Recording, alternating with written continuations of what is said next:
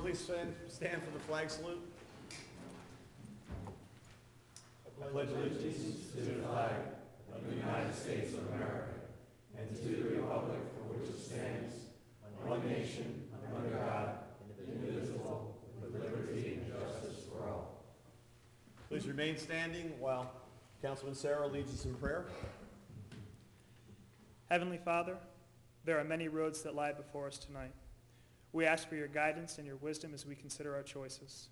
Let us work together so that we may act as one body in the service of our community. Amen. I would also like everybody to remain standing for a moment of silence for the victims of the senseless violence in Roseburg, Oregon.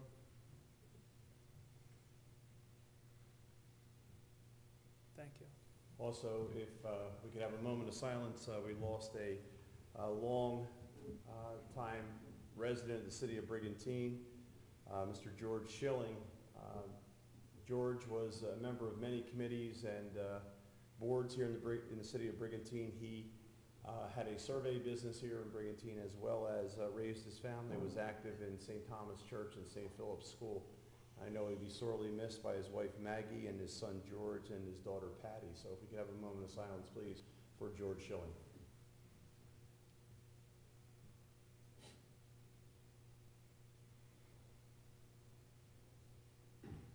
Thank you.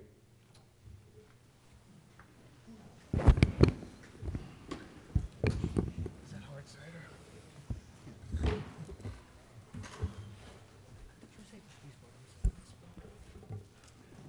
Just to advise that meeting notices covering this meeting have been sent and posted as required under the Open Public Meetings Act. First, I want to apologize for keeping you waiting this evening. We had a lengthy executive session, but we needed to bring at least one matter to a conclusion so that it could come before this body tonight for a vote. As we always do, the topics that were discussed in executive session will be outlined by our solicitor, Mr. Cerny.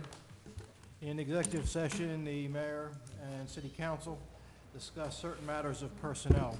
Specifically, two contracts were discussed. Those contracts relate to the firefighters contract and also the fire officers contract. Additional information in regard to these discussions will be made available to the public tonight when city council considers resolution 2015 223 and also 224. In addition to the personnel matters, council discussed a potential contract matter touching upon the golf course and a discussion in regard to whether an RFP for certain services should be issued. Additional information will be made available in this matter tonight when council discusses that matter further in this session. Thank you, Mr. Cerny. Okay, we move to resolution 2015-203, the executive session. Actually, you did that one, I'm sorry. The approval of the council minute meetings of 8/5/15 and 8/19/15, and the executive session minutes of 9/16/15. We have a motion, a second, please. Make that motion. Second. Any additions, deletions to the minutes? I just have a quick question. I thoroughly reviewed the minutes. I just had one quick question on the 8/5/15 council meeting minutes. The lengthy comments regarding the auditor's report. I've never seen such lengthy text in minutes. My question is that exactly what's on the CD? So I don't know, Ed, who should answer that? Often we have comments that people say, and it seemed like they were pretty pertinent, so it was hard to say to stop where, so I did put everybody's comments in there. Okay, so if I played back the CD, that's everything that was on it? The recording of the meeting? Most everything. Okay, I was just wondering. Okay, any other discussion on the minutes? Okay, seeing none, can we have roll call, please? View? Yes. McClay? Yes. McCarty? Yes. DeLucre? Abstain for August 19th, yes to the others. Sarah? Yes. Simpson. Yes. Mayor Gunther. Yes. Motion carried.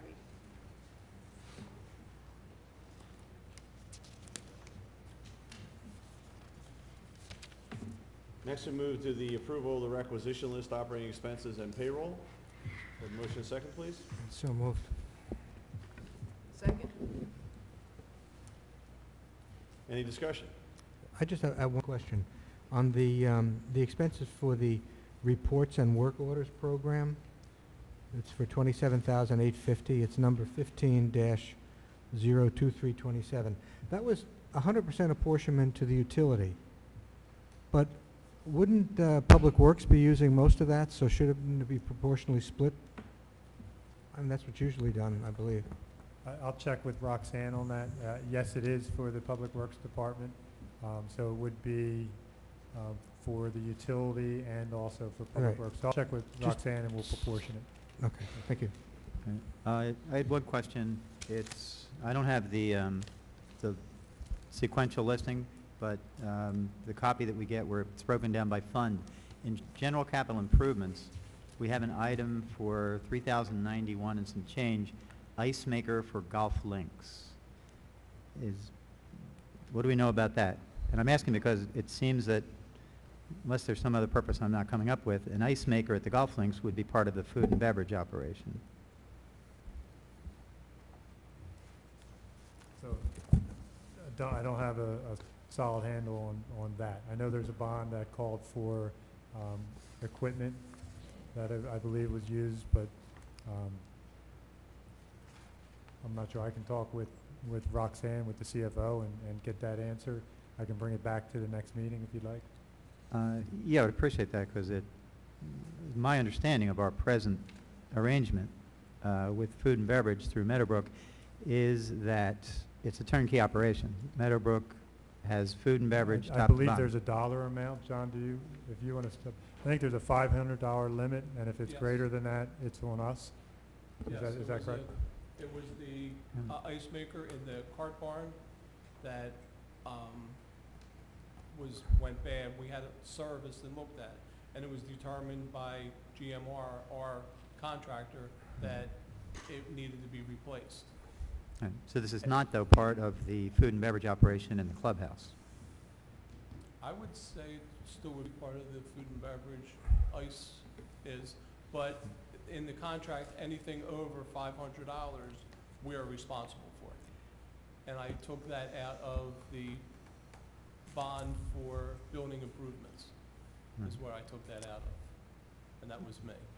No, I accept that. If that's what it says, it says. It just, every time we hear anything about our agreements with Meadowbrook, they get worse and worse.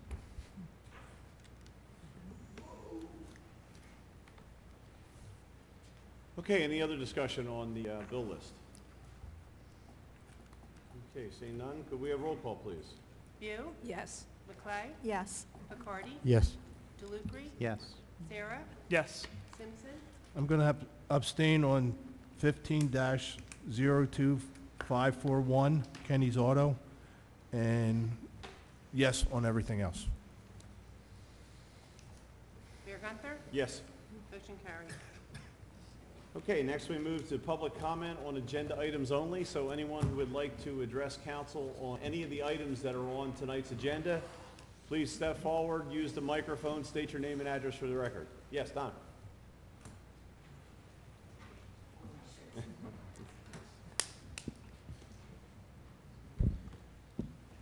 Donna Pekarsky, 201 30th Street. Good evening, Mayor Good and evening. Council.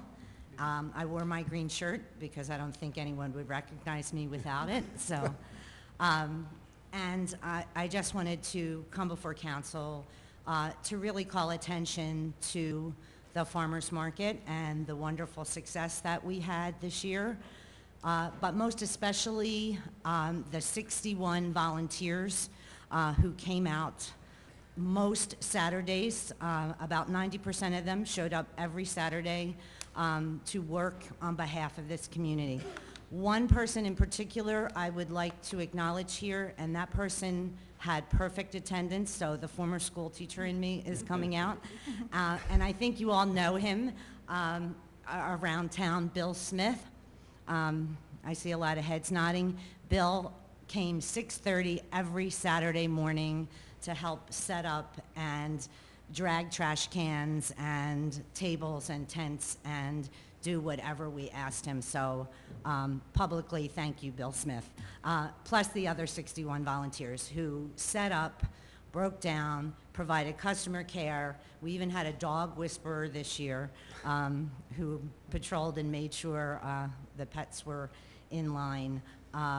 People that did the contest tents, the chef demos, and just provided an overall fun time for all of the folks of Brigantine. So I know the dates and the fee ordinance for next year is on the agenda, and we would appreciate your support in continuing those efforts. Thank you, Donna. It looks like you're ready to give up all your Saturdays next year as well? Okay. All right, any other public comment on agenda items? Yes, Mrs. Phillips.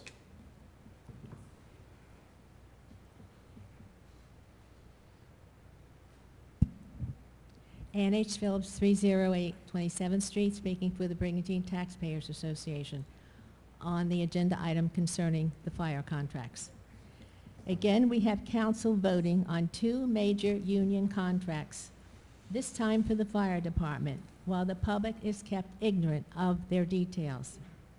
And again, we protest being deliberately kept in the dark, since supposedly to do otherwise would make the public a part of the negotiations. We think that's absurd. Before you vote, you have a responsibility to apprise us of the details of these contracts, especially those with which you disagree, and participate in a thorough discussion of what this will cost the taxpayers. Discuss, for instance, the changes in the base salary, which now includes items that were not included before, and I will bring that up in a minute. The Cadillac tax, the cost to taxpayers of health benefits and pension contributions for the period of these contracts. And regarding the base salary, I hope you have all had a chance to look at this creditable compensation. I'll just quote one sentence. The compensation of a member subject to pension contributions and creditable for retirement and death benefits excuse me, in the system must be limited to those, to the base salary, and shall not include extra compensation. And there is a list of what is not to be included in the base salary. And two items caught our eye. One concerns the statement, any form of compensation that is not included in the base salary of all employees, which longevity no longer is, in the same position or covered by the same collective bargaining agreements. And another one, I realize that the payments for longevity probably go in with each paycheck. However, perhaps there are some lump sum payments for longevity holiday pay, two items that now are part of the base salary instead of being excluded from that. So I believe we should have, and council should know precisely what the legal ramifications of additions to the base salary in that police contract. Other questions? Have employee contributions to their health plan increased to match those in the private sector? And Councilman Simpson, you were very enthusiastic about reducing the starting salary for a firefighter to $35,000. Well, that enthusiasm seems to have vanished because it's not part of, unless it is, in this contract. And that's something that we should know tonight.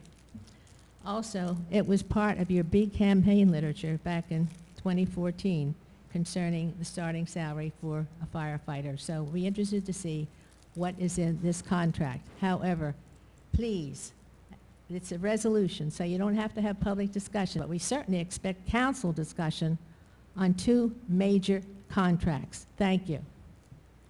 Thank you, Mrs. Phillips. Any other public comment? John?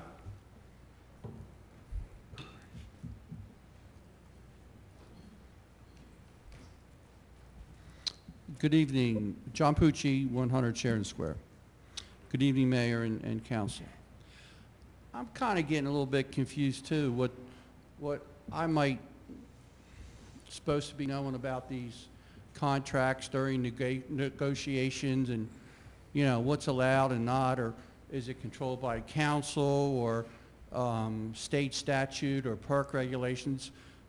Mayor Gunther, I would respectfully ask for a solicitor's opinion on what the process of negotiations are, specifically what information is allowed to be put out to the public during the negotiations before it's voted on by both a particular union and council. Please, thank you. Thank you, John. I'll defer to either Mr. Barcy or Mr. Cerny, or whoever wants to. I think the answer tonight, hopefully, is the same answer that council has been given in the past. When you're in the midst of negotiation, the contents of those items before council that are being negotiated with the bargaining unit are not going to be disclosed. When you have a contract in hand and you are taking action on the contract, that is now an agenda item, and that document, as you vote on it tonight, can be discussed openly, and that document can be disclosed.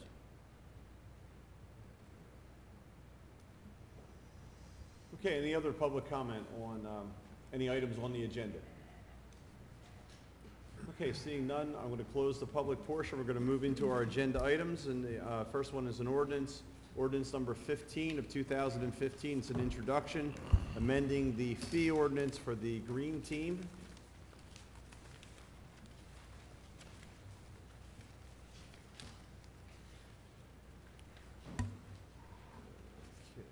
We have a motion and a second, please.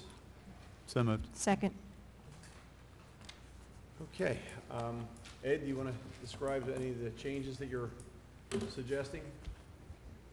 Actually, this comes from Councilwoman McClay, Mayor, and it's an increase to the fee for the farmer's market to $300. Is that correct? Just for the first space, yes. And a lot of our vendors take 2 spaces, so we're only increasing the vendor's fee for the first space from $200 to $300. So when you break that down to the amount of days that the vendors are there, it's less than $20 per day. So it's a slight increase, but it's going to help us offset our advertising, our marketing, and some of our operating expenses. And we can't predict how much money we're going to raise through sponsorship next year, so we are increasing this with council's permission. Wasn't it the fact that some of the vendors thought that our prices were pretty low to begin with? Our vendors were very satisfied with our farmers market, all around. I would like to make a suggestion. Would it be possible to allow our local establishments to come to the farmers market? And I know there are several that come, but I would propose to not charge them anything, since they're paying taxes, they're paying mercantile licenses, they're the bread and butter of the island. They need to survive all year long, and I think that if we could at least offer them.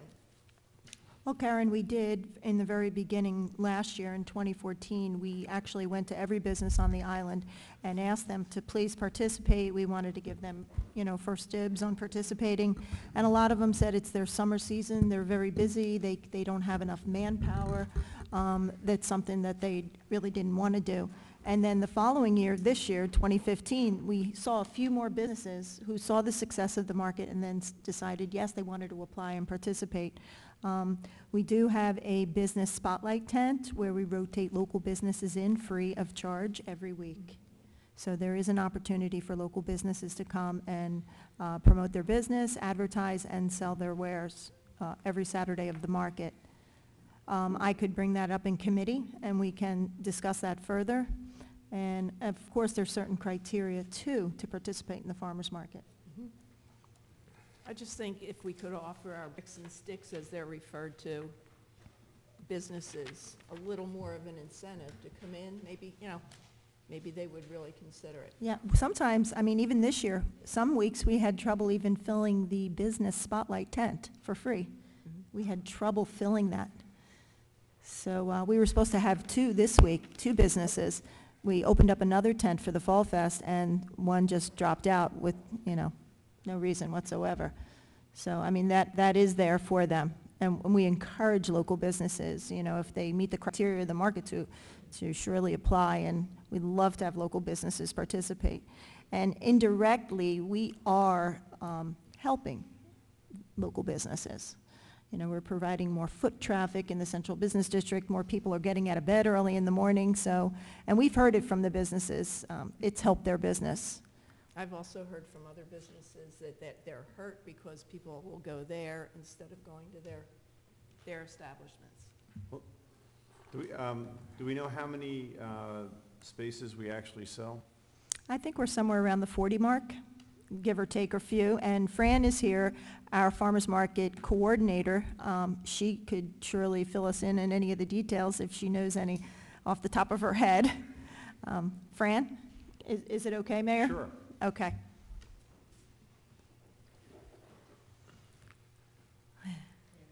Hi, Fran. Hi. We were close, we were over 50 vendors because we allowed pop-up spots. We did, as Lisa said, go around to local brick and mortar businesses, and in some cases, we practically twisted their arms to come to the market. The ones that did, for the most part, gave us very positive feedback, and others just continue to be non-interested. In fact, a couple members of the committee have made it a crusade to go after some of the businesses to try to get them to come. And we continue to invite local businesses to our spots. So we'll try again for next year. How many local vendors we have?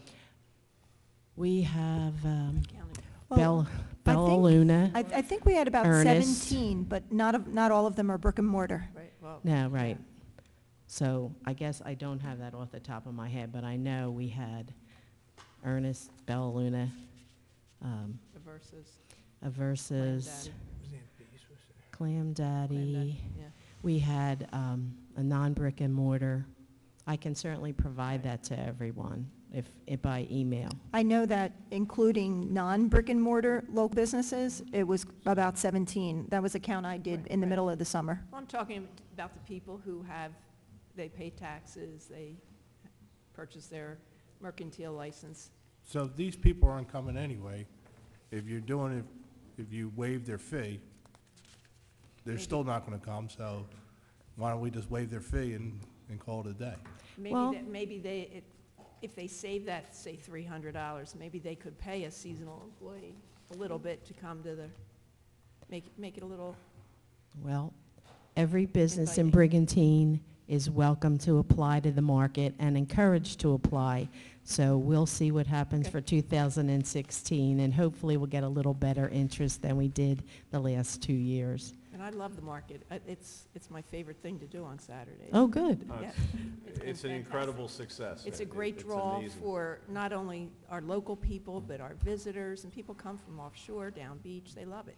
And we're going to reach out. We're going to try and extend our reach this year even further off the island to get more people onto the island so they'll see what's here. Mhm. Because once you see what's here, then it can't help but be better for our businesses.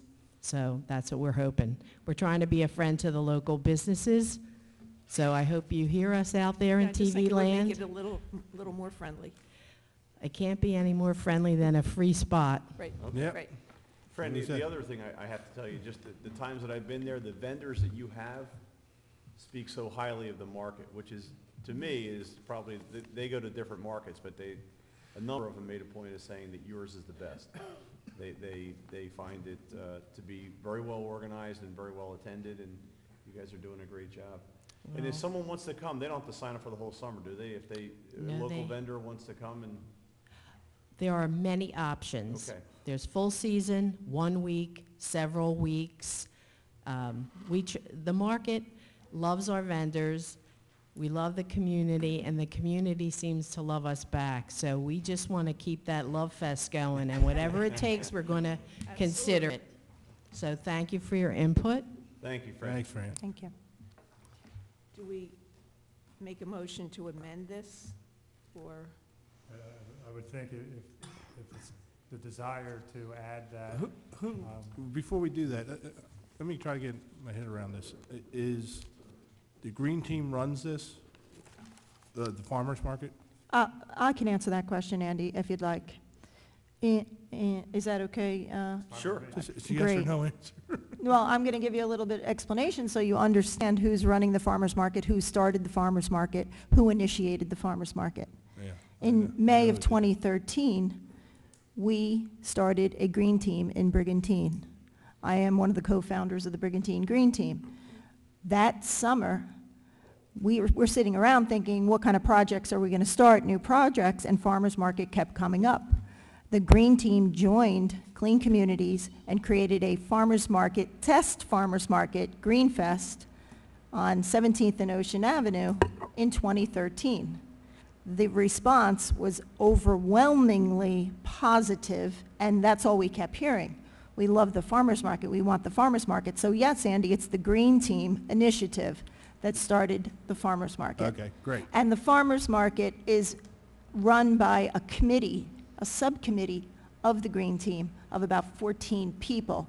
Donna Pekarsky, who was up here tonight, who commented earlier with the Green Team shirt, she is the treasurer of the Green Team, and she is the volunteer coordinator. So not only do we have a committee of 14 people running the farmer's market, we also have 2 co-coordinators, and we have 61 volunteers that rotate to make that market happen. Is the green So yes, it team- is a Green Team initiative. Okay, now, here's the real question. Is the green team an arm of the city? Is it part of our committees? Yes. I Yes. believe the answer is yes, sir. It is. Okay. Do It's we have appointed. any, because we're asking to raise prices on people, do we have any financials we can look at that the city should be required to have if they're if you're running a committee through the city? You know, do we really need to raise this, or do we need to raise it more? Does, Mr. Doring, with his crew down there, is it costing us money to run this? I'm just trying to get, $300, first it was 100, now it's 200, now it's 300. I just want to make sure. And don't get me wrong, Green Team doing a great job. Lisa, I'm not saying anything bad about the Green Team. I just want to make sure the dollars and cents adds up. So the way it works right now, the fees are collected by the Green Team. They're deposited with the city into a trust account, and then the Green Team spends from that trust account. And Donna, who is, I believe, new as treasurer this year, it's something that we did put in place so that we have an accountability on that end. Okay. For the reimbursement of funding. But in terms of what is purchased, if that's your question, no, but I know that Donna reviews the purchases, and So Donna comes to you with like a purchase order and saying this is what we need to pay? that submits it to Karen, and we Okay. review it, yes. And I don't want to talk for John, but my observation has been you may have to remove maybe some traffic control devices and empty the trash cans, but the place is spotless. Yeah, When- I mean, when the green whole team- place Half is hour later. fantastic It looks afterwards. like nobody was even Yeah. there, so It's amazing. Yeah. great job. Yeah, they do a great job. Yeah, I just don't want to hurt the Green Team by saying bricks and, if they're just teetering on breaking even or whatever, and we're asking them to take away a $200 fee or a $300 fee. I just wanted to see if there was any accountability for the monies, and they have enough money, we'll raise it to 300, and bricks and sticks guys, if they don't show up, they don't show up, they don't pay their $300, or it's free anyway. That's right. So the accountability is that Donna does sign off on the purchases. We collect the funds, and then we disperse or reimburse from there after Donna signs off on it. But in terms of oversight as to what those costs are, we do not, although there's been times that I've questioned. We have some- records of everything. Oh, it's not, no, yeah. I'm not asking, I'm simply saying that I don't approve or disapprove of what they purchase. I did question a couple times. I think there was purchases of gift cards, and I asked, and they had the right, they had answers and satisfied my concern, and So to that extent, there's oversight, but no decision on my part on what you purchase. That's all done through the Green Team, and Donna oversees that. Now, Fred, if we move in the direction of offering a free spot for commercial enterprises operating in the city of Brigantine, would you have to come up with a definition of that? Because I think what I'm hearing is you have some people who are operating home-based businesses, so I don't know how you want to, how do we want to define that? And that is the question for council, how do you want to define it? It strikes me that you're talking about a business license, that's a mercantile license. Probably the most straightforward way to do this would be that the holder of a mercantile license will be deemed to basically have paid, by having that mercantile license, the participation fee, and I assume that's for a first spot, because if I understand correctly, you have the ability to buy multiple, and the holder of a mercantile Our license farmers could do. get a first spot. If that's what council's intentions are, then the business will be defined as one that holds a mercantile license. I know we've talked about sticks and mortar. I'm not addressing sticks and mortar and taxes. It would be much more difficult if you got into an analysis of who pays taxes, and I'm not even sure that that would be proper. But if we keep it to the business license, holding a mercantile, I could probably give you some language that would make that work, if that's what you wish. But then you have 17 people at $300 apiece, and the Green Team's losing $5,100 worth of revenue. If they otherwise were paying the $300, If they paid yes. 200 as Well, they well. were paying 200, now we're talking about going up to 300. But then if everybody else pays All right, the what- additional. Just to move the discussion along, though, I mean, we could gather some information about how many people would basically be interested in something like this to analyze the financial impact on the farmer's market. But in the meantime, finish up with this ordinance, because they're going to need to plan.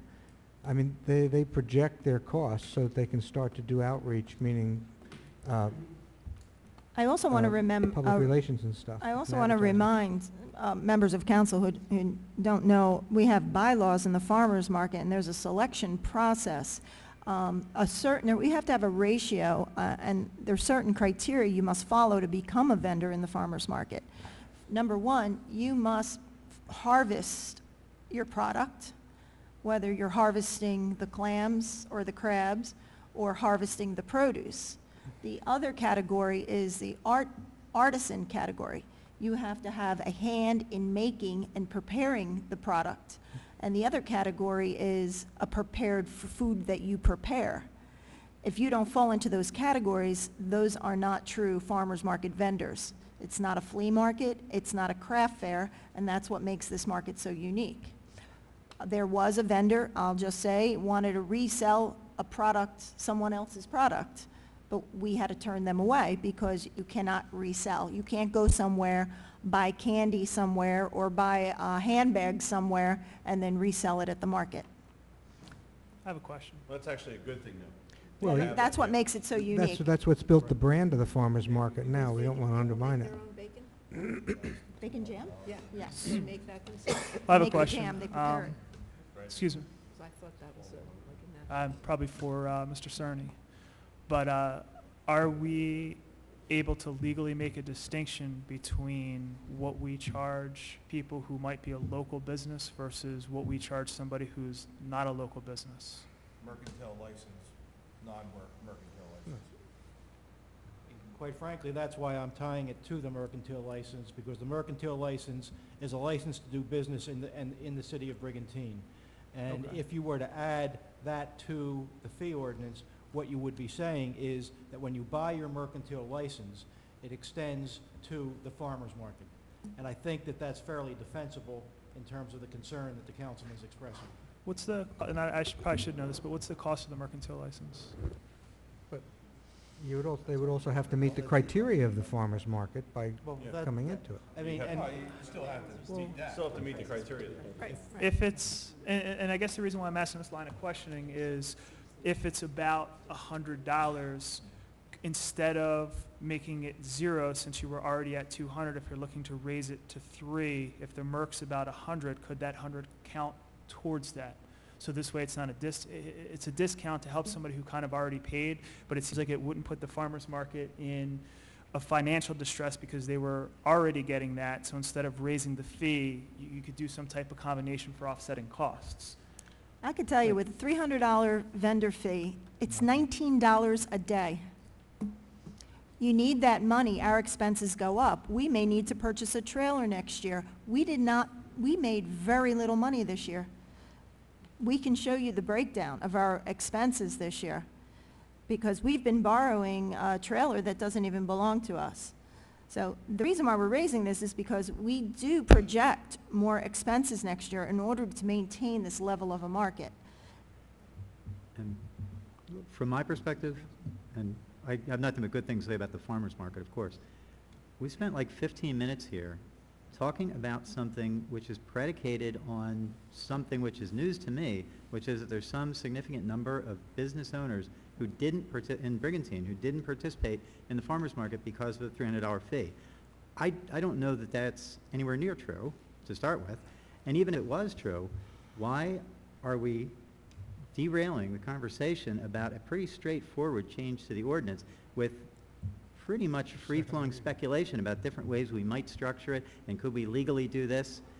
Look, that we can have those discussions down the line, but you know, none of us are prepared, at least I know I'm not, because I certainly had no idea that we'd be debating whether or not we can give free or reduced price or mercantile license, and not even having the ability here tonight to begin to factor in what does any of that mean, different options that you might approach. What does it mean financially to the farmer's market? What does it mean in terms of the physical layout of the farmer's market? If you offer free licenses to local businesses, maybe 50 vendors want part of that. So are we telling the paying vendors from out of town, sorry about your bad luck? Come on, let's take about 10 steps back. I don't think there are 50 bricks and mortar or mercantile licensed people that would be available on the island. I'm saying maybe 4 or 5 more, if the most. But Karen, we don't know anything about that. We don't know how many are out there who want to be part of it, what the magnitude of that number is. Maybe it's something we need to explore. Okay, well, let the record reflect. Rick was upset about lengthy discussion, but we will... I'm going to reverse that later on tonight, so. I appreciate that. We will, at this point, if you want to modify it later, it's going to be a change in the ordinance. But I think what I'm hearing is you need to get your date set for the market to go forward. So we're we're revising our application, we're reviewing our rules and our bylaws, and we want to get this posted on the Brigantine Beach Green Team website so that vendors can access the application. We need to get the process started. We're going to, change some of the dates and as far as deadlines for applying. And we're going to make it an incentive for vendors to apply early. So we wanted to get this done. We need to get this done. The volunteers are working. They're giving up their time. They have planned vacations. We don't know when they're going to be here. I didn't realize it was going to be such an entailed discussion on... I didn't either. I just figured it would be something very easy to do, and... It's a $100 increase. It's $19 a day for a vendor. okay, why don't we move forward the way it is, and if we need to change it at a later date, if we get some feedback from local merchants that they would... Maybe we can research it through this year and then change it next year. Good idea, Mayor. Okay, I think I sense a readiness to vote. We've had a motion and a second. Did we? Could we have roll call, please? View, No. McClay, Yes. Bacardi, Yes. DeLucre, Yes. Sarah, Yes. Simpson, Yes. Mayor Gunther, Yes. motion carried. Okay, next we move to ordinance number 16, which is an introduction to the installation of a handicap parking space at 311 28th Street. Can I have a motion and a second, please? So moved. Second. Okay, Chief, I see that all of this has been looked at and it's ready to go? Yes. Okay, any discussion by council members? Okay, seeing none, could we have roll call, please? View, Yes. McClay, Yes. Bacardi, Yes. DeLucre, Yes. Sarah, Yes. Simpson, Yes. Mayor Gunther, Yes. motion carried. Okay, resolution 2015-24 is the 2016 dates for the farmer's market. Can we have a motion and second, please? So moved. Second. Any discussion? See none? Seeing none, can we have roll call, please? View, Yes. McLeod, Yes. McCarty, Yes. Dupree, Yes. Sarah, Yes. Simpson, Yes. Mayor Gunther, Yes. motion carried.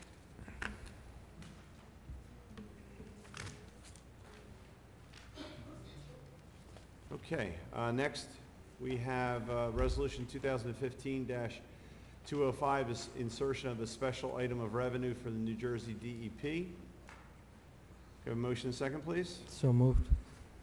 Second. Okay, Ed, do you want to describe the award that we're getting from DEP? Yes, Mayor, this is Living Shoreline Grant, something that you're all familiar with. Right. We need to do a Chapter 159, a budget insertion for this so we can spend against it. This comes at the recommendation of our CFO, Roxanne. Very good. And this will be an insertion of the revenue of $125,000. Correct. In this budget. Okay. Any further discussion? Seeing none, can we have roll call, please? View, Yes. McLeod, Yes. McCarty, Yes. Delupre, Yes. Sarah, Yes. Simpson, Yes. Mayor Gunther, Yes. motion carried.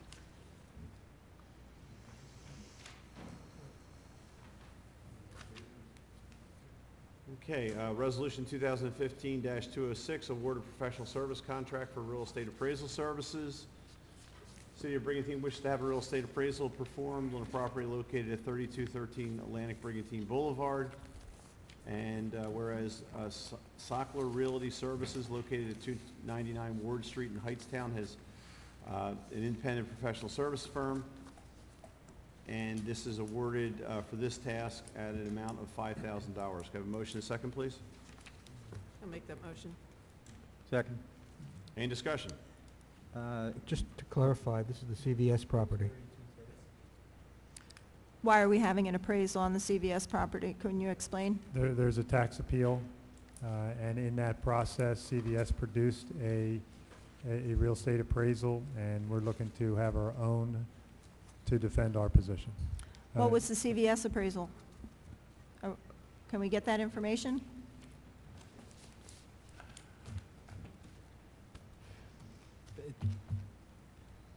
It's a matter that's in litigation, notwithstanding that it is probably sufficiently public that it can be disclosed. I just don't have the appraisal with me. I mean, you know, we'd be glad to share it.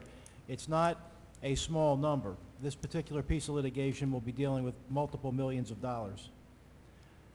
This particular firm has done, the firm that is in your resolution tonight, has done other appraisal work in pharmacies and with CVS and things of that nature. So that's the background.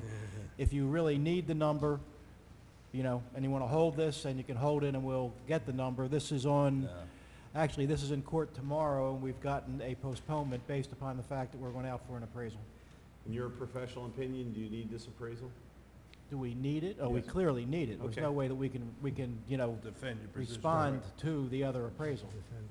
So, Fred, this is a vendor known to you, and they have done pharmacy appraisals before? Yes, they've done pharmacy appraisals. I have not personally worked with them, but our Mount Laurel office has defended other pharmacy appraisals in other communities with this firm. Okay. By Vital. The firm also comes recommended Yeah. by Vital, which is our, Two comments. One, there's a typo, I think, on the second page of the proposal where it says appraisal fee, it says agreed upon fee is $5,100. I'm guessing 5,000 the right number, and not 500,000. And the paragraph, 3 paragraphs after that, at the end of that section, copying costs.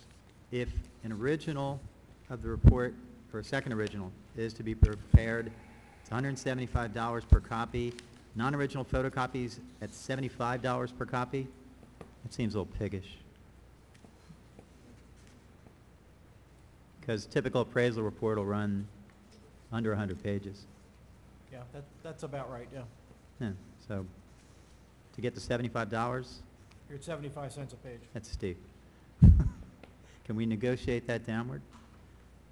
Or agree that we'll do the copying ourselves in-house? We could always copy ourselves. Once we have the first one, we have as many as we need. All right, as long as there's no implied obligation that we have to get all copies through them. One quick question. The current assessment on the CVS property, was that done in the reval with Vital? Yes. Okay.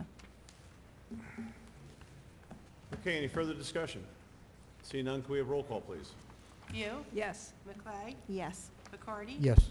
DeLucre. Yes. Sarah, Yes. Simpson, Yes. Mayor Gunther. Yes. Motion carried.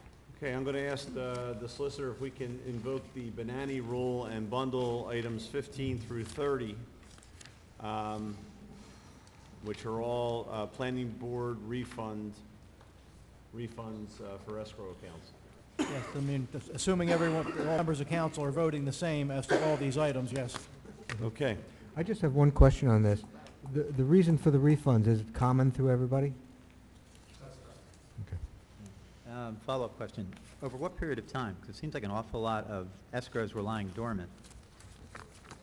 Did we just let them sit for a long period of time and just catch up with them So recently? or- apparently that was the case, and this is our secretary and our planning board secretary and our CFO working together to clean up the escrow account of these older escrows. Are these properties Sandy related? I don't believe, well, Some of them actually, might be. some of them may be, but remember, we waived the fees for Sandy-related. Mhm. So more than likely, it does not include any. It may catch some from the very beginning. Mhm. Okay. Okay, need a motion and a second for resolution 2015-207 to 2015-22. So moved. Second. Okay, is there any further discussion? Okay, seeing none, could we have roll call, please? View, Yes. McClay, Yes. McCarty. Yes. DeLucre. Yes. Sarah, Yes. Simpson, Yes. Mayor Gunther. Yes. Motion carried. Okay, we move the resolution 2015-223, which is approval of the firefighters contract. We have a motion and a second, please. I'll make that motion. Second. Okay, I'm going to ask our city manager, Ed Stinson, to describe the changes to the firefighters contract that have been negotiated and memorialized in the memorandum of agreement with the firefighters. Okay, thank you, Mayor. The comments will cover both the fire officers contract and the firefighters contract.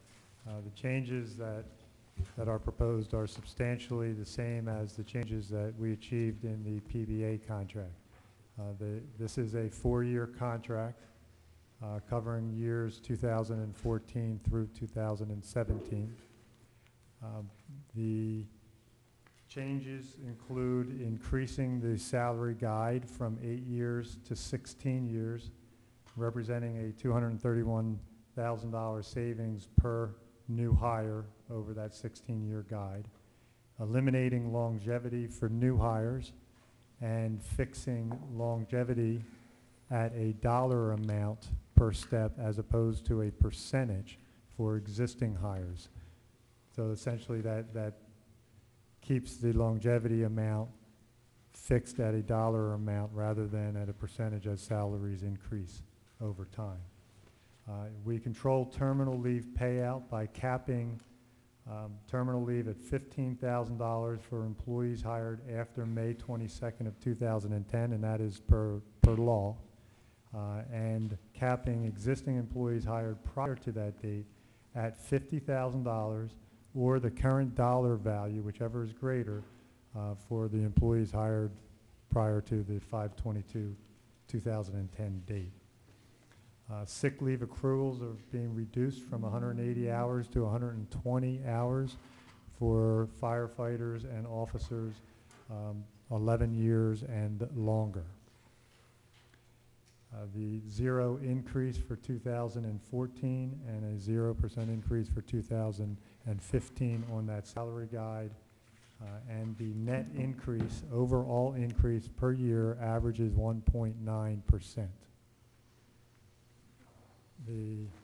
Over the career of a new hire, with the elimination of longevity and with the extension of the salary guide, it represents a $316,000 savings per new employee over that career. That's the main points, Mayor. Ed, if you would also, these are, the items you described are things that obviously the city asked for changes in these contracts. Could you provide the information about what changed, I guess, from the Yes. the association or union's perspective? Yes, so there's a provision to allow the union to sell back up to 2 days of vacation time and up to 1 day of personal time. The belief here, although it is a benefit to the fire department, it also potentially reduces the need for overtime if they were to use their vacation time, because we have a policy that you use it or lose it. So that's the one concession that they were given.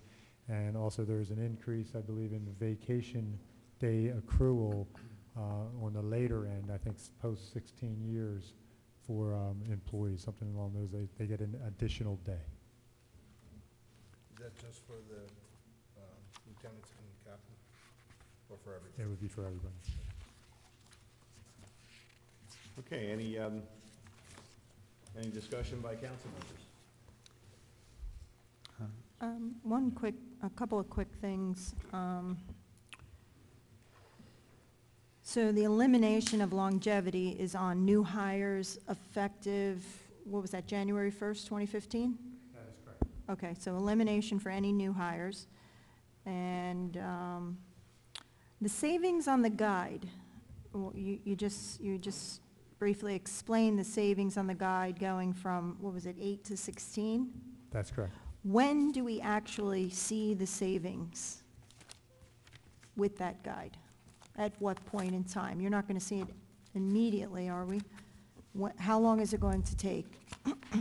So as soon as we hire someone, we will start in the second year, we will start realizing savings, because currently on an 8-year guide, the current guide, employees see fairly significant step increases per year for those 8 years. We've now stretched those increases out over 16 years. So essentially you're seeing about half of the amount per year increase. So in a second year of a new employee, you would see an immediate savings, and you would see a decrease in that starting salary from what the current contract has, which would be in the first year.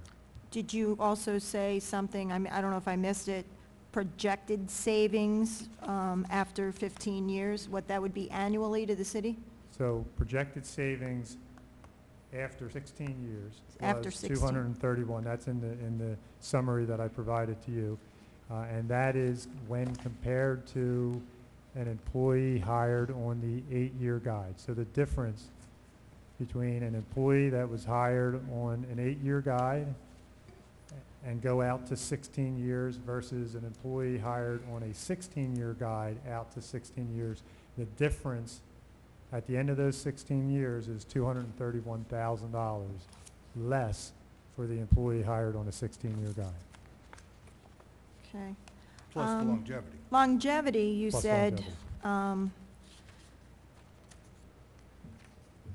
does not increase over time. You said it's frozen, but it does not increase over time.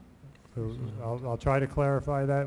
What this does, what this contract proposes for existing employees hired prior to January, who are already eligible for longevity. So we instead, what the current contract has is those longevity steps are calculated based on a percentage of the employee's salary at that time when they are due for those longevity movements. We've now changed that to fix it at a dollar amount based on the salary in 2015. So in 2017, when this contract is still in effect, if an employee is due a longevity increase, it'll be based on the salary of 2015, and it'll be fixed at a dollar amount. So incremental increases There- continue, but instead of percentage, longevity is now a fixed dollar amount, but continues to incrementally increase. That is Correct. correct, yes. Okay.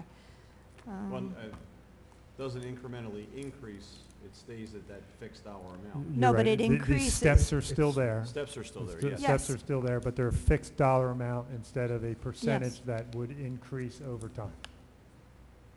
So theoretically, 5 years from now, if someone is in step 15, they will get the value of what it was in 2015. That is correct. And you mentioned the cap, the $50,000 cap on accrued time for any employee hired prior to 2010, the state law, PL That is- 78? that That's is correct, correct. yes. But if an employee has accrued more than $50,000 up to this point, does it fix at that amount? It fixed it at the dollar value, Whatever they have accrued? whatever they have accrued. So, yeah, so essentially, we did not take any of that time Yes. away from the employee. Okay. In this negotiations, we basically determined what the value is as of January 1st of 2015, and that's their max. Thank you. You're welcome. But if the employee has, let's say, $70,000 accrued, and God forbid something happens to the employee, and they have to use $20,000, he can't go back, or she can't go back to 70,000. It's 50,000, No, that's it. we calculate the value as of January 1st of 2015, and that's what it is. And if it's So- over 50, it's frozen, they use 70,000, they don't get another 50. No, they can go back, their cap is now 70,000 in your Right. example, And that's it. and that's it.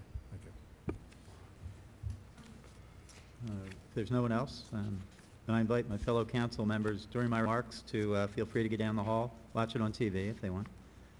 It may take a few minutes.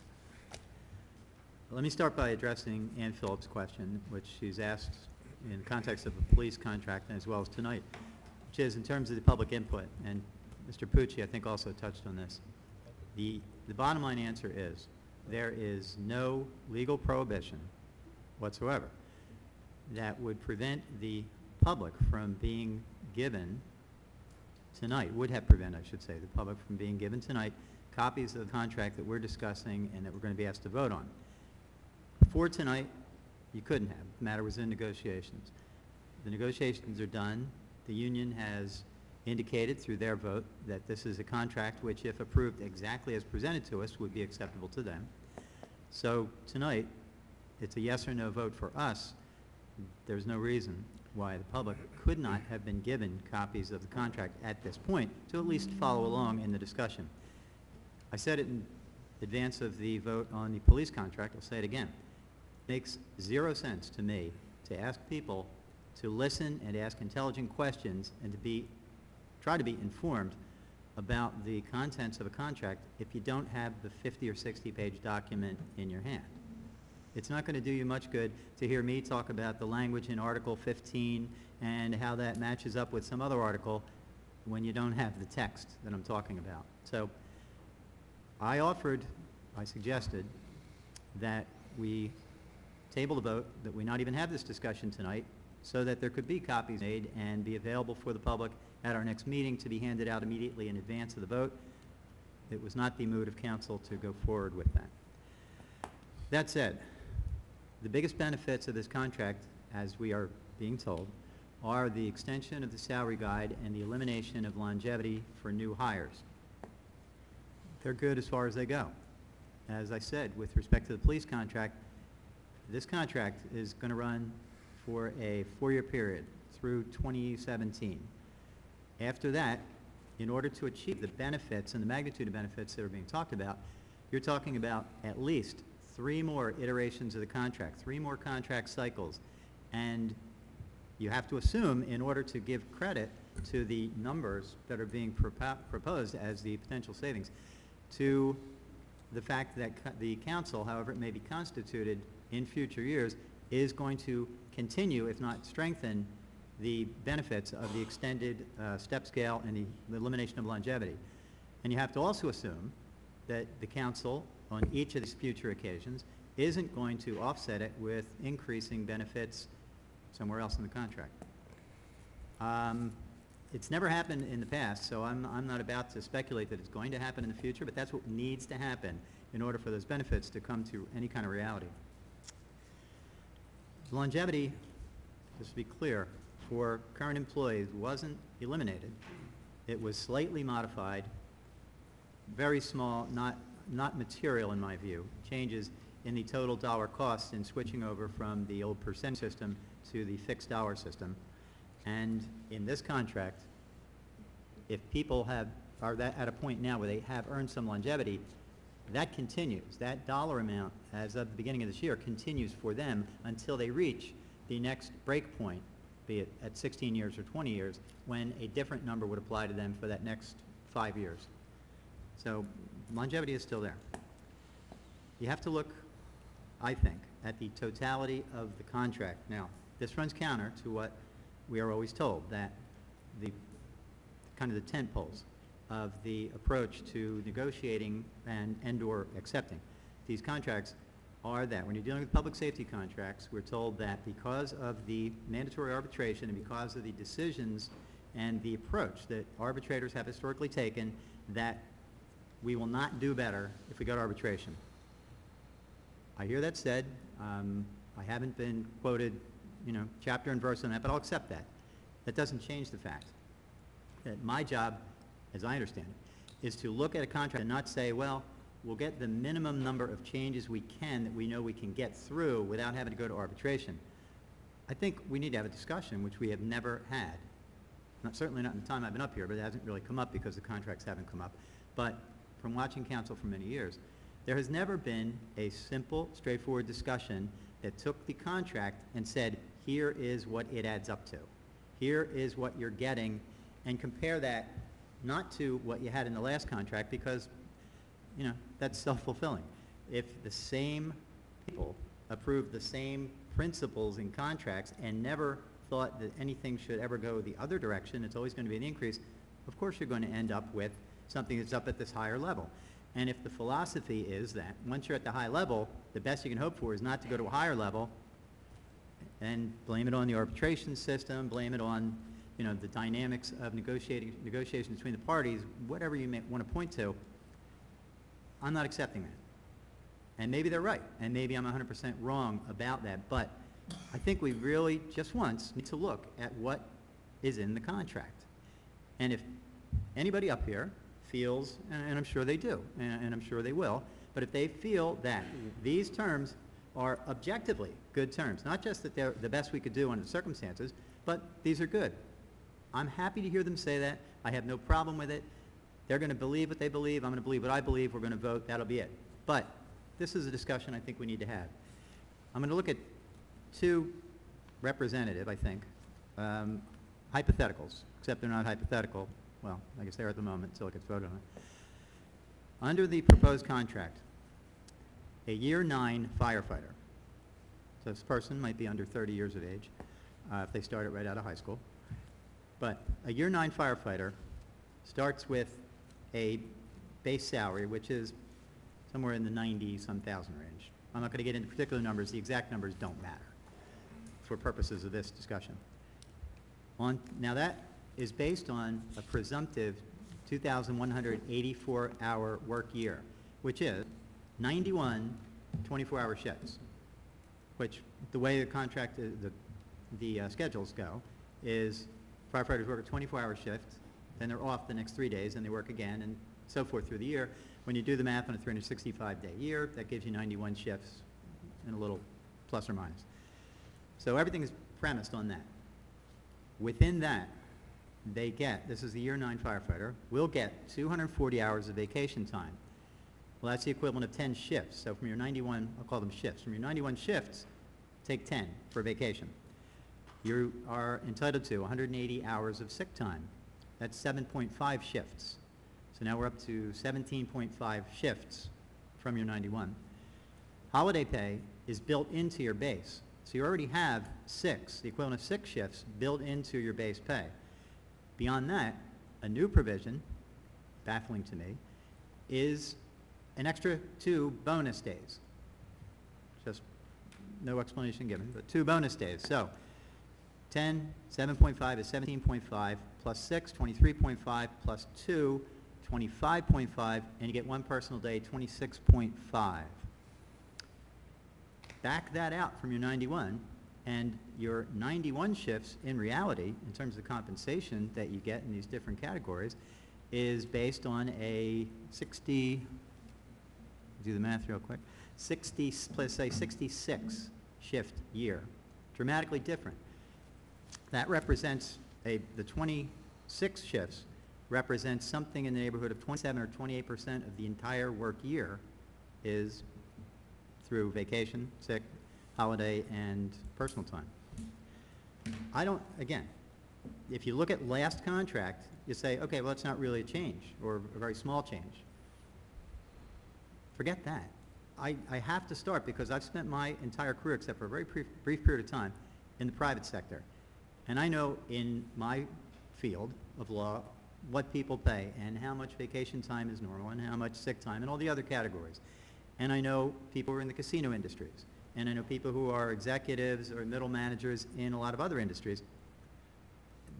It's not a question of, you know, are these numbers close to what society as a whole gets? They're just not. I mean, they're way, way, way in excess of anything that I'm familiar with anybody getting. Now, second example, the fire official. Now, the city made a decision some time ago that the fire official, who is required to have certain licensures in order to do certain inspections, would be a uniformed member of the fire department. They don't have to be, but that was a decision the city made and is continued. So the fire official coming out of the fire department, and doesn't have to be an officer, can be, could be a firefighter, I assume, if you have the right licensures, but the fire official, where the 2,184 yearly total is premised on an average 42-hour work week, the fire official only has to work a 36-hour work week. Not sure why that is. There's no explanation I've heard for that. The fire official, by reason of being the fire official, gets an automatic 12% bump in pay from whatever was the base pay. So firefighter would get a 12% bump to take him or her, him, to the level of the next level up, which would be lieutenant. A lieutenant would get a 12% bump to equate to captain's salary. That's based on the base pay, another 12% to be the fire official. The fire official is off and doesn't get charged any vacation time when City Hall is closed. So the fire official works a 4-day week, 4 9-hour days, but also gets off anytime City Hall is closed. And as we know, City Hall is closed with some frequency for holidays of different kinds. The fire official gets vacation based on, of course, the firefighter's contract. If the firefighter is an officer, the officer's numbers for vacation are better, higher, than the corresponding numbers for a firefighter. Specifically, an officer, a lieutenant, in years 9 to 15 under this contract, gets 288 hours of vacation time a year. 288 hours on a 36-hour work week equates to 8 full weeks. So the fire official gets 8 full weeks of vacation, and that's at that level. When you reach the level of 16 years of service, if you're a lieutenant, you get 13 days or 312 hours. If you're a captain, you get at the 9 to 15 level, that's 13 days or 312 hours. At 16, you move up to 14, I call them days, shifts, or 336 hours of vacation. But when you apply it to the fire official, that's 8 weeks of vacation. Plus, they get, depending on where they are in seniority, either 120 or 180 hours of sick time. Again, the function is an important one, of course. We need a fire official. Fire official does not have to be a uniformed member of the department. And does the fire official really require such a rich package? I don't understand that. And finally, we have the differential of 12%. There's always been, or not always, there has been in the recent contracts at least, a differential where there's a 12% bump in pay when you move from firefighter to lieutenant, and then another 12% when you move from lieutenant to captain. That continues. Again, comparing it to the private sector, comparing it to my own experience, and granted, it doesn't correspond to the unique history of contracts in Brigantine and actually all through Atlantic County, because they follow a very similar trajectory if you look at them over time. But with that said, objectively looking at it, we are being extraordinarily carefree in our spending, I think. I don't think it's being unfair to ask that we need to take a hard look. Now, again, if people are going to say there's no point in doing that because the arbitrator will never hold it up, that's fine, I guess you could say that. I cannot understand how one justifies the levels of compensation that we're talking about. I understand how we got here, and I also understand the argument that says once you're here, you're stuck, but it is kind of mind-boggling to me. I think the other thing that strikes me is, in addition to what Rick says, being out of stride with the private sector, when you look at what's happening to our local economy, you can see how far out of step it is. Even in other areas of other municipalities, there have been cutbacks and givebacks in the public sector. But in the private sector, people are taking pay cuts and losing their jobs. These are the people who pay taxes. Even though here in Brigantine, we're kind of skewed a little bit because the majority of people who pay taxes don't live here, okay? Most of the people that do are not one-percenters, but they're people who are struggling, and people who are not only struggling but losing the battle and having to move off the island because of taxes. So we have on one hand a tremendous compensation package that is the result of a long-standing history, and there's no way or strong desire on anybody's part, least of all the firemen, to have any givebacks to the city. And, you know, they've benefited from it for so many, many, many years. But the benefits go on and on and on and on and on. And we're going to get to a point, sooner or later, where property values are going to start to drop because the tax burden is too high. And I don't know if we're at that tipping point now. But even those who are in the upper brackets will not want to come here even part-time. Let me, if I could, Joe reminded me of one other thing. Talk about health benefits. We didn't in this contract, and we didn't in the police contract, address the pending issue of the Cadillac tax under the Affordable Care Act. That's significant. That will come due, unless we indulge in what I fear is the fantasy that that's going to change or go away before then. That comes due as of January 1st, 2018. This contract will expire December 31st, 2017. So the next day, we are in that position of having to deal with the Cadillac tax. That required, I would say, but still certainly requires, a really hard look and some hard decisions about whether we dramatically revamp and reduce the health benefits package that we offer, or look for a substantially greater contribution from the employees if it should be their choice to continue, you know, with a higher level benefits. But you can't, because the Cadillac tax says the tax has to be paid by the employer, not the employee. Well, true. That's the you would problem. have to have give back somewhere else to offset that. The other thing, too, that in talking to the history of how we got here, which we can't ignore, is that the obligation for public employees to contribute to the cost of their health care benefits came in the year 2010. That, for the first time, made it mandatory that there will be contributions, and it's on a sliding scale based on, in part, on whether you're the first, second, third, or fourth year after the initiation of that law, and the amount of money that you make and the cost of your the health care premium in total. The police, as I understand, paid that from year one because it was something that was imposed on every employee, even those in a bargaining unit, unless they were already under contract as of the effective date. The last contracts for the firefighters and the fire officers were signed off about 5 days before the effective date, which meant that what would otherwise have been 4 years of contributions on an increasing scale were no contributions. That has a magnitude in the hundreds of thousands of dollars. That was done for reasons I've never heard explained, and I don't know that there is a good explanation for it, but it happened. Now, under this contract, the firefighters basically start at the beginning. In year 2014 will be year one of the contribution, so it's at a relatively low level. It increases for year 2015 and then again over the next 2 years of the contract till it maxes out.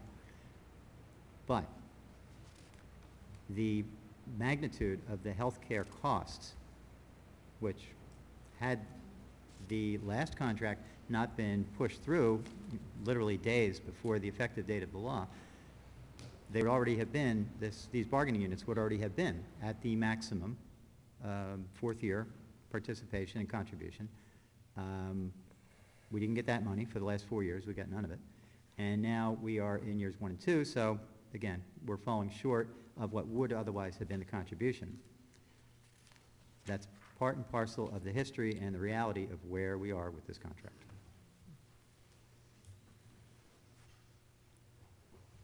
One of the advantages of being in the minority is that you can make comments that will paint a picture that certainly puts everything in a negative light.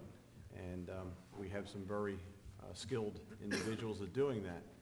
But when you look at this contract in its totality and what it does, we have 2 years at a 0 and 2 subsequent years at 2%.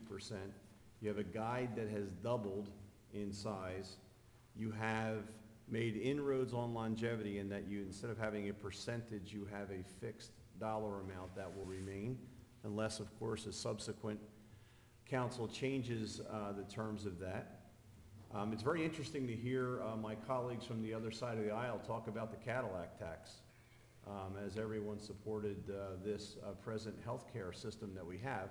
But I'm also hearing conversation at the national level that perhaps it'll go away by one of the candidates who is running on the Democratic ticket. So who knows where that will be, but it will be in full effect as it presently stands, and then contracts will have to come in line with whatever is placed on all of us as a result of that law.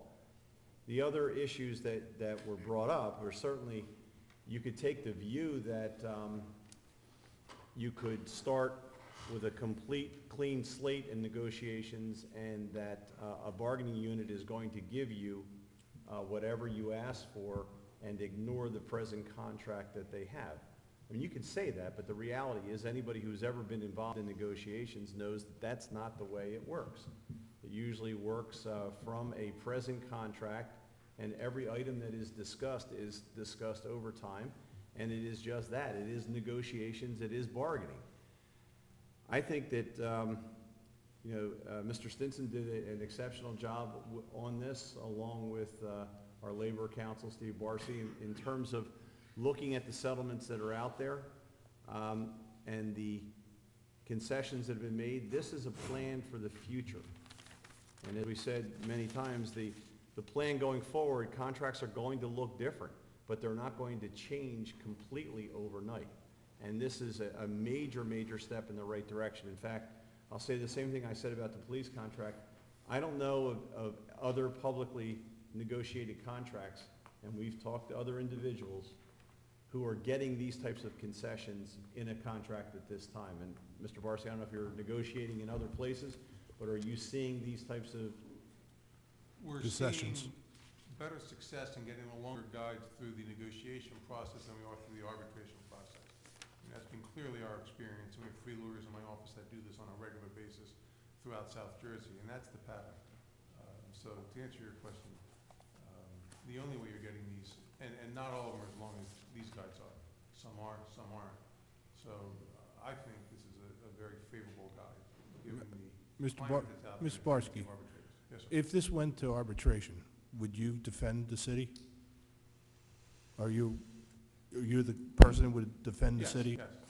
So basically, if this went to arbitration, you would make more money, A lot, a lot of money. a lot more money. So for you to say this is a good contract is taking money out of your pocket. That's absolutely correct. Thank you. Do you see other paid fire departments throughout the state compensated at this level? Yes, we negotiate contracts with other paid fire departments, Calumet County, Atlantic County, Cumberland County. I'm sorry, we do see that throughout South Jersey, yes. At this level of compensation? Salaries to this degree? Yes. You know, I'm thinking off the top of my head. This is in the ballpark of what we have seen in other towns. Some are less, some are more. Some counties are more depressed than Atlantic County. Depends where you are. But it is a whole package. The benefits all have to be evaluated, but these salaries are not, I mean, especially looking at the new guy. The new guy is reducing the starting salary for, excuse me, I have the wrong list here. Is reducing the starting salary to $48,000, yeah. So an officer is That's currently employed. $8,600 to Right. reduce it. An officer who's currently employed prior to 1/1/15 would have started at $48,645. An officer, a firefighter, excuse me, not fire officer, firefighter who's hired after 1/1/15 will start at $40,000. In his second year, he'll go to $43,554. In his third year, he'll go to $47,108. He's still not at the starting salary for employees hired to 1/1. So this guy alone is taking a new officer, and it's going to take them 4 years to get, at that point, they'll be at $50,000, to get $2,000 above what the current baseline salary is for a starting officer under the old contract. So, yes, the 40,000 starting point, certainly in line. The 93,000 after 16 years, certainly in line with what we're saying. Let me ask, and once again, I said this is a plan for the future. You're not going to fix everything in one negotiations. Certainly, if you could, you would move toward doing that, but it would not have worked. We would be in arbitration and be subject to what the arbitrator would give us. But I think in line with that logic, Mr. Stinson, not naming any names, but just some general ideas, and of course not knowing when people will retire, but there are some general trends. What do you see as the impact of this as the department gets to that magical 25-year, and how many people do you see moving through that cycle? So I can speak immediately. We have 3 potential hires coming up within this next calendar year. Beyond that, we have, it's cyclical. There might be a year with 1 and then a year with 3 or 4. But we do have 3 that at least have put in letters of intent to retire. So you got 3 people that are ready to retire. We just hired 3 firefighters. That's 6 firefighters and approximately a little over $300,000. That's $1.8 million in savings throughout the guide. For the length of the guide, that's correct. Yes. And if I could give my little dialogue, I'll be better than I was doing the PBA contract.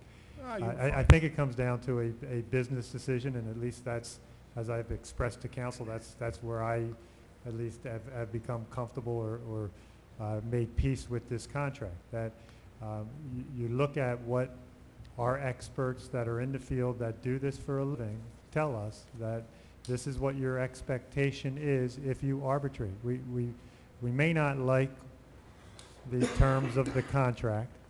We may not like the arbitration, the binding arbitration process, but it is what it is. That exists, and we have to go with, or at least I believe, we go with the expertise and the experience of our experts. And they tell us that it will be a cost to arbitrate, and that cost is reasonably expected to be in that $30,000 to $50,000 range. And they also tell us that it is unlikely that we will see the changes, that we will achieve the benefits that we are getting in this contract. Believe me, we try to get many more benefits than what is presented tonight. This didn't just start a week or two ago. This is something that we've been doing for about 7 months. And we started, Steve and I, very, very optimistically with, a list of significant changes. All the ones that council has mentioned tonight and even more. The product, though, of the 7-8 months of negotiations is what you have before us. And that's the best we could do at this point. As much as I disagree with, or I agree rather, with the concerns that council has raised tonight, and I disagree with the provisions that exist in this contract, they are there. And the fact is, we understand if you arbitrate, it's unlikely that you're going to, actually it's very unlikely you're going to get the benefits that we have been able to achieve, at least in this contract. So I don't agree with all the terms in the contract, but they are there. And the fact is, at least based on the experience of our experts, is that the arbitrators are unlikely to take those away, certainly unlikely to take those other benefits away and give us the concessions that we achieved in this negotiation. So again, it comes down to a business decision. Do we want to spend money to prove a point or to make a statement, which is up to council? You may want to spend the money to make a statement that we're unhappy with certain terms of this contract, but we're being advised that it is, if we take that route, it is very likely that we will end up with a contract that is less desirable than the one that is before you tonight. So where I feel your pain, I share your pain, I've at least come to peace with that's the nature of this binding arbitration, like it or not. That's the nature of this binding arbitration. And my recommendation is save the $50,000 in arbitration costs and be happy that we achieved a future that will save us $316,000 per new employee. And that's where I am. What's funny, the irony I see in this whole situation is, and you reminded me of this when you talk about proving a point. You vote the contract down, you go to arbitration. If we do poorly in arbitration, it still falls on the majority that we should have voted it through. If we vote the contract through, then people will go on around saying, well, you know what, we would have done better in arbitration.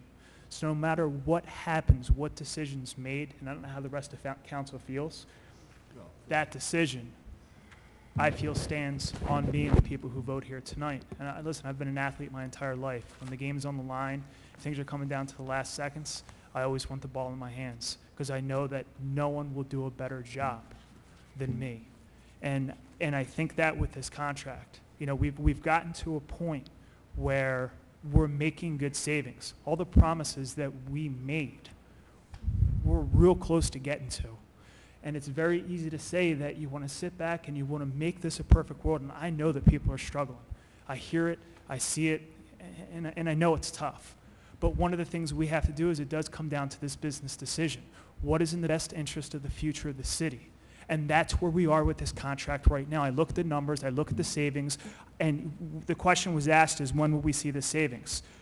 If this contract goes through, we'll just see the savings now. We have 4 new employees who were hired. They will be affected, 3 new employees who were hired. They will be affected directly by this contract. We talk about eliminating longevity, and I've heard this for a number of years. Well, you can't wave a magic wand and make it go away.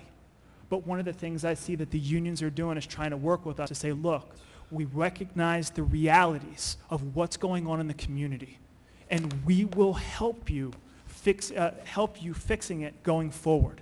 And that's what we were asking to do. So this contract achieves those goals. And I'll tell you, I listened to the comments that are made tonight, and I think there's very good points. And I think that those points should not be lost here tonight, but we should use those to move forward. It's easy to say when you go to negotiations that it's a blank slate and everything's on the table. But the reality you live under is the contract that's in place. Both sides have to make justifications one way or the other why there should be a change. So I look at the gains that we've made, and I think this is the direction that we need to go in because it has an immediate effect on the city now. We know we have it. We know we can move forward on it. We don't know what will happen in arbitration. So again, at the end of the game, I want the ball in my hands. I know this was very tough negotiations, both sides, and there's just a little over 2 years left before a vote needs to be taken again for the next contract starting in 2018. I believe this is a step in the right direction. I think it's addressing the compensation to new hires and will ultimately be a big savings to the taxpayers in the future. And I want to thank you, Ed, for the hard work I know you've gone through in the last several months. Okay, any further comments or discussion by council members? Okay, seeing none, could we have roll call, please? You? Yes. McClay? Before I cast my vote, I want to apologize to the public why it took us so long to come out, because we were in there with going over these contracts, the firefighter's contract and the fire department officer contract. There were some last-minute changes, and the labor attorney was there and went over the last-minute changes in the contract with us. And he gave us a very good summary of the two contracts. But I will tell you that the Democrats insisted on asking questions, scrutinizing many areas of this contract. We were in there because we were asking questions. We wanted answers. Republican council members tonight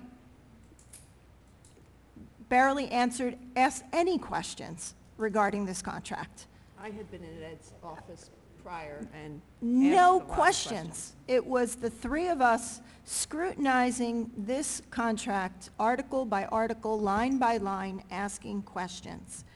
But I will tell you, Andy Simpson tonight and some members of council to the left of me asked more questions about a $100 increase in the farmers market vendor participation fee than they did about this contract.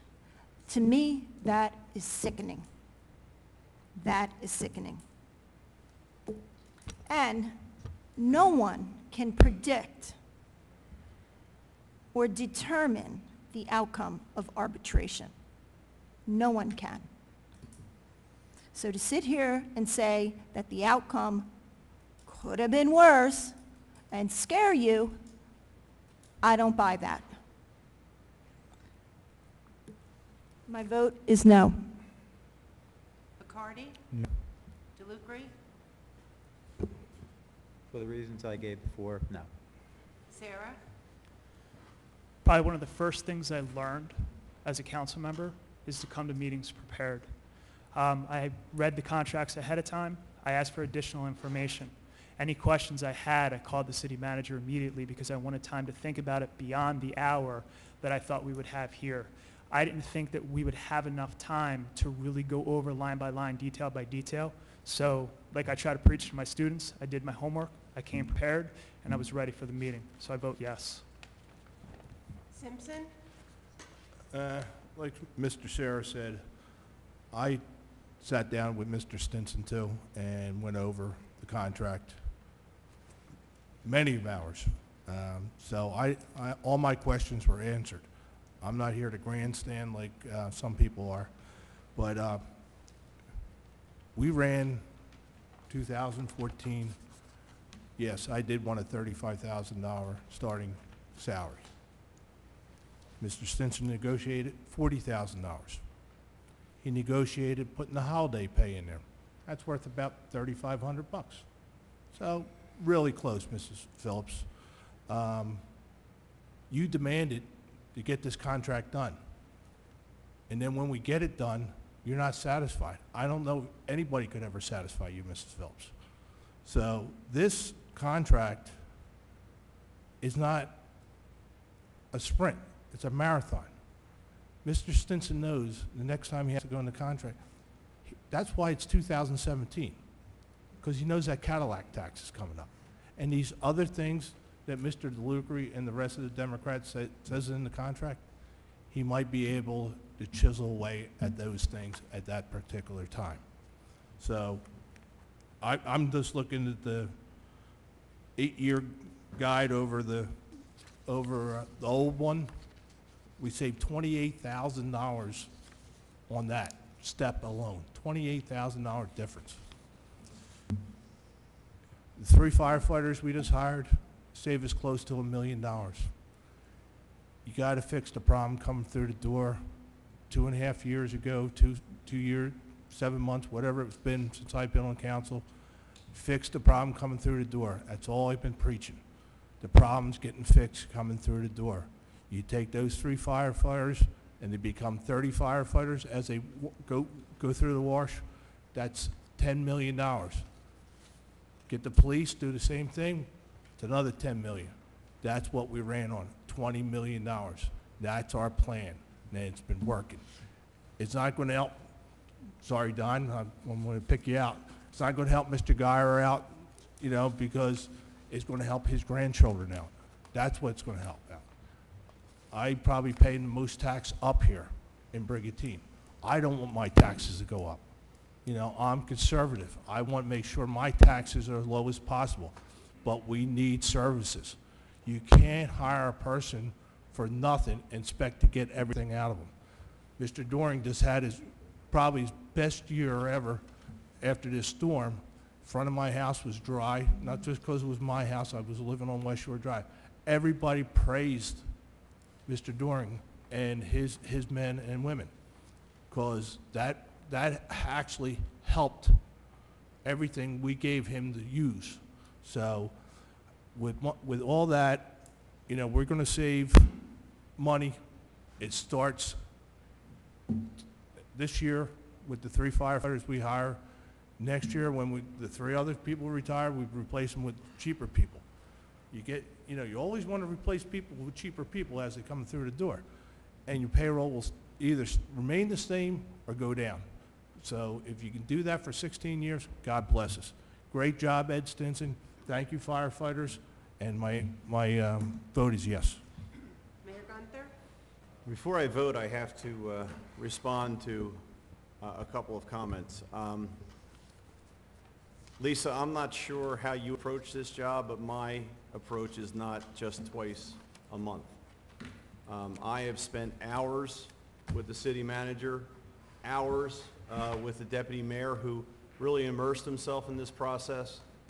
We've gone over the numbers 100 different ways, and I didn't have to ask the questions you asked tonight, because quite frankly, I've asked all those questions before in a lot of different venues, and gotten the answers one-on-one with our city manager. Mr. Barcy, is arbitration still binding for police and fire in the state of New Jersey? It is. It is. And what does that mean? Whatever result the arbitrator gives you, that's what you get. You can't go back and say, you know, well, I could take it to court, and you might be able to take it to court, but I don't have the success of those going forward. But that's why, if you can get a better deal than your experts are telling you that you will get in arbitration, that's why you don't roll the dice and go to arbitration. This is a very sound contract. It was hard fought. It was one that that was done in a period of time, considering how much has been accomplished, is pretty amazing. The fact of the matter is, when Mr. Stinson arrived on the scene, there was nothing to work with, because nothing had been done prior to him getting here. And everybody wants the contract settled. We've heard that a number of times. Mr. Stinson went to work, rolled up his sleeves, and got it done with Mr. Barcy and the professionals in City Hall who helped. This is a tremendous start in the right direction. It's not perfect, and it won't be perfect, probably never will be, because it's negotiations. No one's going away with everything they wanted. But it's very easy to make comments about the amount of effort that's gone in by different council members. And I can assure you that I, along with a number of my colleagues, I know that they have been in meeting with Mr. Stinson and going over things as well. I'm voting yes, because we need to move forward, but I also want to recognize that this is a good contract in the right direction and sets a path, a course for the future? Yes. Motion carries.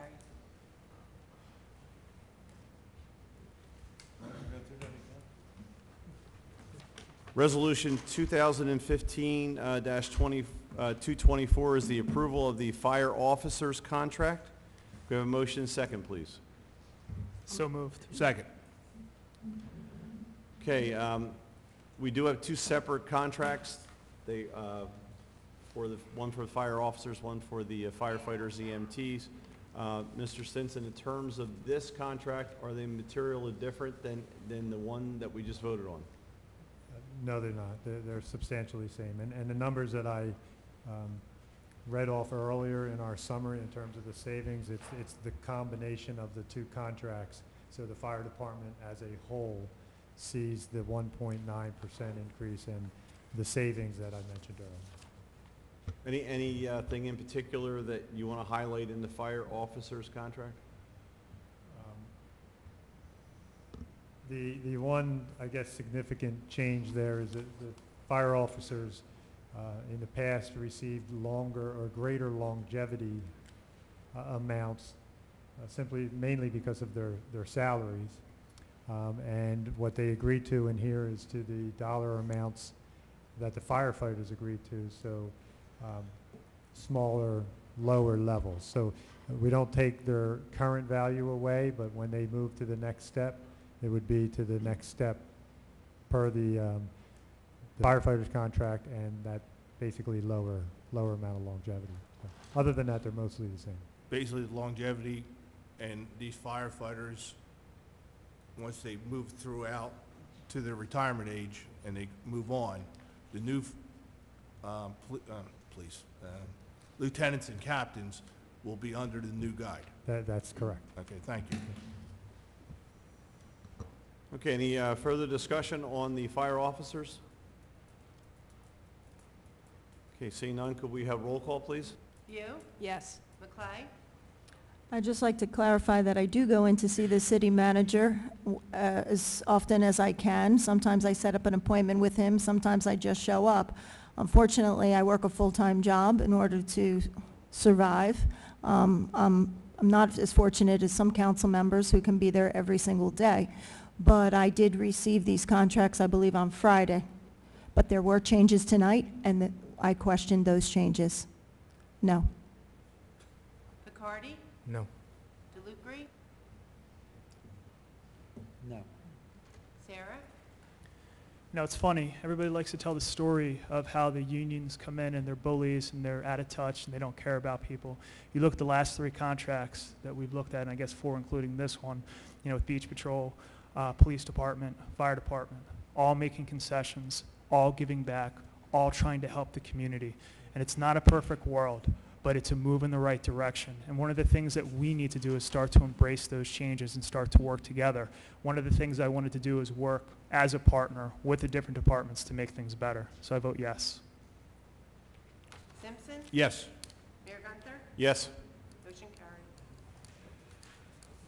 Okay, at this point, manager, thank you, Steve.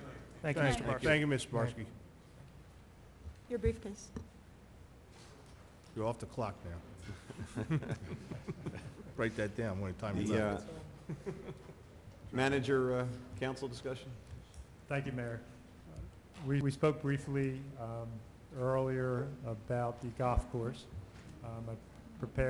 Actually the CFO prepared an analysis, financial analysis, that shows us that we anticipate if we do a maintenance contract for the golf course maintenance, that we may be able to save ourselves save the budget about $73,000 a year in an overall plan that contemplates bringing in-house 2 employees, the general manager and an assistant manager to the golf course, bring them in-house under Public Works, and then do a maintenance contract for the maintenance of the golf course, outsource that.